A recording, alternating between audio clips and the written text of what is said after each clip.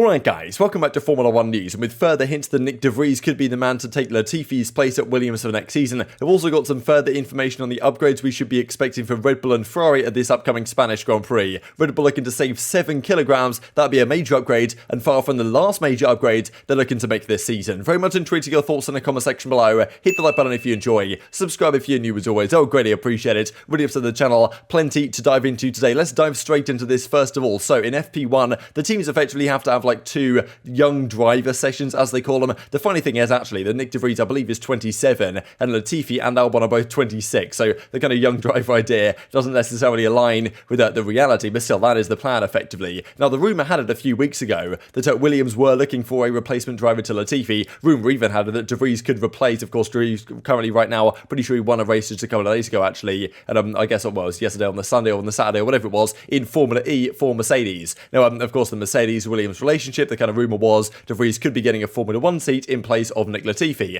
Of course, that would mean some interesting things for Piastri. We'll see what Alpine have to say on that in a second, right? But this does kind of add further fuel to the fire that they are seriously considering De Vries as a potential replacement. The kind of initial rumour was that they were going to bin Latifi off in the middle of this year and bring De Vries in effectively mid-season. But that seems to have kind of been played down a little bit over the last day or so, last few days or so, really. So maybe De Vries is the target for next season instead. And as Williams point out, the team can confirm De Vries will take part in FP1 on Friday, fulfilling one of the 2 mandated young driver sessions this season. As I say, young drivers a little bit of a little bit misleading in this case, just because De Vries, I believe, is actually older than both of the current Williams drivers. But it is rather interesting that he's replacing Albon in these sessions rather than Latifi, because you would imagine if you're going to kind of replace a driver, you'd keep Albon there, right, your number 1 driver, as it clearly is right now, and replace Latifi. However, he's going to take Albon's place here, which might be kind of an indication that they're going to try and compare to a degree the 2 drivers, not just of course in terms of like pure speed, because it's only practice at the end of the day, not going to get a great indication of that, but it would be rather interesting just to see kind of communication, teamwork, kind of like how he is as a teammate and this type of stuff, to get an indication of how he is in in replacement for potentially Latifi, right? And having them both on track in the same car at the same time will be a rather interesting situation, given the fact that it's a potential replacement, and I'm sure Latifi knows that is a very reasonable possibility at the current circumstances. So yes, that is at least the plan right now. Also interesting this, of course, the Piastri situation, because there has been some question. Oscar Piastri right now on the bench effectively at Alpine, like they've got 3 great drivers, Piastri, Formula 2 world champion, to deal with alongside Ocon and Alonso in the car. Now, of course, the question has been, what's Piastri going to do? There has been some rumours, could they potentially loan him to Williams briefly if they want De Vries? That's not a possibility anymore. The current kind of rumour going around a couple of weeks ago was that, okay, potentially Vettel could be out of Aston Martin, Alonso might go there, and then Piastri gets the seat alongside Ocon and Alpine. That is currently a bit of a question mark, but as Otmar says actually from Alpine, I haven't considered that deeply yet, really, what's happening with Piastri and Williams. We've heard the rumours that Latifi's going to be gone, but whether Piastri gets that seat, whether there's a loan arrangement that could go down, whether Alpine even want to do that, that's another question entirely. Let's dive into this. Then right to Max Verstappen, of course, rather happy this year, because last year he had to kind of defend his lead. The pressure was certainly on him at the end of last season, right, with Hamilton catching up race by race. This time it's kind of the other way around. At least at the present time,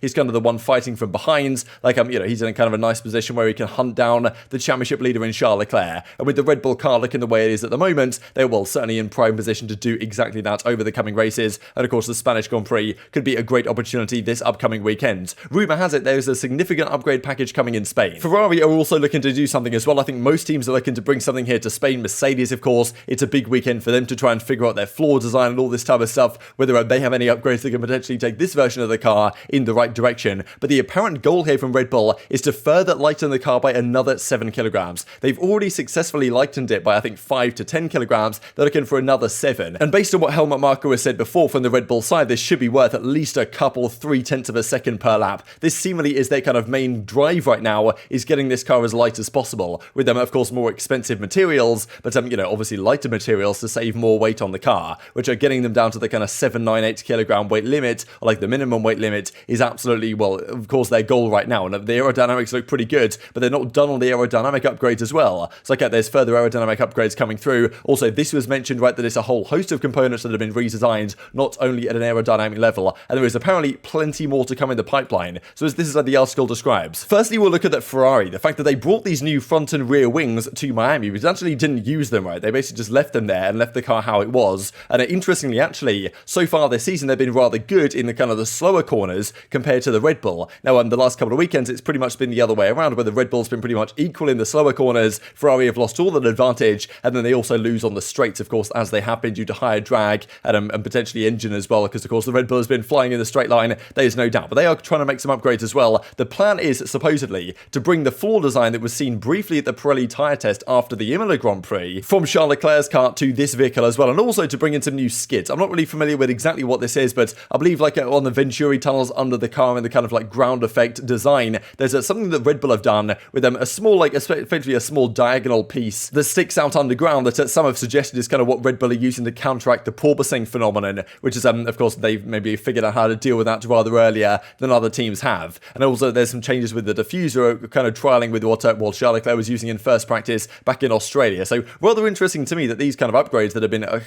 they've had these pieces for quite some time are only being introduced now, but seemingly that's what Ferrari are trying to do, because they're going to need it certainly to catch up to the Red Bull. And it's not like Red Bull are slowing down by any means either. They're looking to lighten their car further, a further weight-saving progress that started back in Imola, where a lighter floor shaved around 4 kilograms off their car. They're now looking to, well, drop it by another 7 kilograms with the kind of upcoming upgrades that they do indeed have. A host of components have therefore been redesigned, many details related to both unsprung parts of the car, such as hub carriers, elements of the power unit, more specifically the cooling system, would be overhauled while ensuring the same heat exchange, while of course being a lighter vehicle. And also further aerodynamic modifications around the diffuser, the floor's leading edge, changes to the rear wing should not be discounted as well, especially around the end plate. So potentially Red Bull considering even more things, not just the lightening of the car. So their car could be rather good over these upcoming weeks. And of course right now they already have the strongest car, at least on present evidence. Now of course the rumour had it that, okay, Red Bull, yes, they've done a lot of upgrading so far, they've made the car an awful lot better than let's say Ferrari have, for example. They must be just eating into their development budget. And there were some rumours from kind of the Italian press a little bit ago that said, okay, Red Bull have already eaten up 75% of their development budget. Now, well, perfectly, Helmut Marko said this is absolute nonsense, and it's certainly not the case, especially because Ferrari have had to pay for the kind of repairing the damage caused by Sainz's crashes. But out of the kind of 36 million budget, apparently that's nowhere near the case, right? Obviously, they've brought some upgrades further through, but apparently this kind of lightening of the vehicle is only going to cost in the kind of tens of thousands of euros. So according to their sources, this is Racing News 365, I'll leave a link down below, Red Bull have only used so far no more than 18% of their budget set for developments this year. So Red Bull, like, look, they're a good racing team. They're probably going to be very efficient with this stuff, and already the progress they've made with only that small percentage of budget is rather impressive. Now, apparently, this package in Barcelona is only going to be a small piece of what they're expecting to bring forward. Apparently, a major aero change is also due at Silverstone. So, like, if they can get this right, Red Bull are going to be a very difficult car to beat, because we've kind of known coming into the season the development war is what's going to decide it, and that Ferrari are going to need to really back up their kind of their talk, honestly, that they can compete with Red Bull and Mercedes going into the season, at least on their upgrades, because Red Bull this season are clearly not messing around at all. And this is kind of what we said, right, at 18% of their development budget apparently. So that is obviously a rather big deal. And of course, this is the other thing on Ferrari. So we shall see how these two cars match up this coming weekend. We've seen this actually so far, thought was rather interesting. Even Formula Dyno here, you put this on Twitter. But as you can see, this is the difference in race pace between the cars on average so far this season. So this is purely on average, on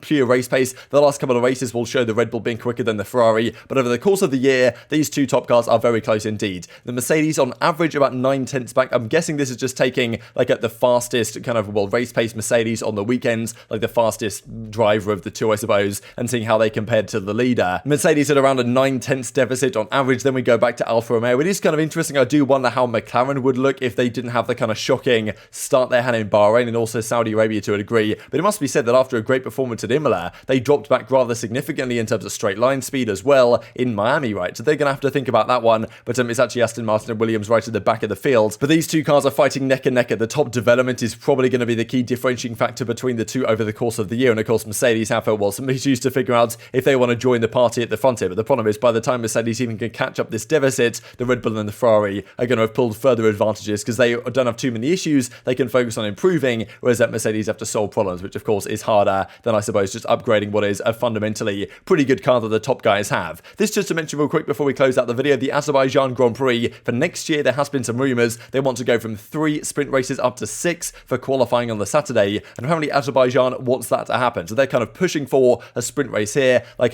brings in more money, I suppose, at the end of the day, more eyeballs, this type of stuff. Whether it's actually good for Formula 1 and for the racing, that's something that I would question, but don't be surprised if next season Azerbaijan is one of the Grand Prix with a sprint race that goes ahead. This also just to mention, right, because of course, the Spanish pole sitter, the last however however many years in a row, 9 years in a row, has always been Mercedes. Hamilton with 6 poles, Rosberg with 2, Valtteri Bottas with 1 pole, and well, every single year it's been Mercedes since 2013. We don't necessarily expect that to continue this year. Pretty sure like Mercedes have won the last, Hamilton maybe himself has won the last like 5 Spanish Grand Prix as well. So that'd be quite impressive if he manages to repeat this feat. It's rather unlikely, to be honest, this season, but who knows, something crazy can happen and they can put it together, not just for free practice on Friday, but maybe for the entire weekend. But you know, probably more to come, especially if Red Bull are making the upgrades that we have seen today. And just to look at this as well, of at least current participating teams, these are the active teams that have won the Spanish Grand Prix. Ferrari with 12 Spanish Grand Prix victories, Fernando Alonso the most recent of those though, back in 2013, McLaren with 8, Williams with 7, Mercedes with 7, and then Red Bull and Alfa Romeo down here. So obviously one of these teams, someone's going to get another notch on this table this upcoming weekend. But very much intrigued to your thoughts in the comment section below. Hit the like button if you enjoyed, subscribe if you're new as always, take care of yourselves, and I'll see you next time.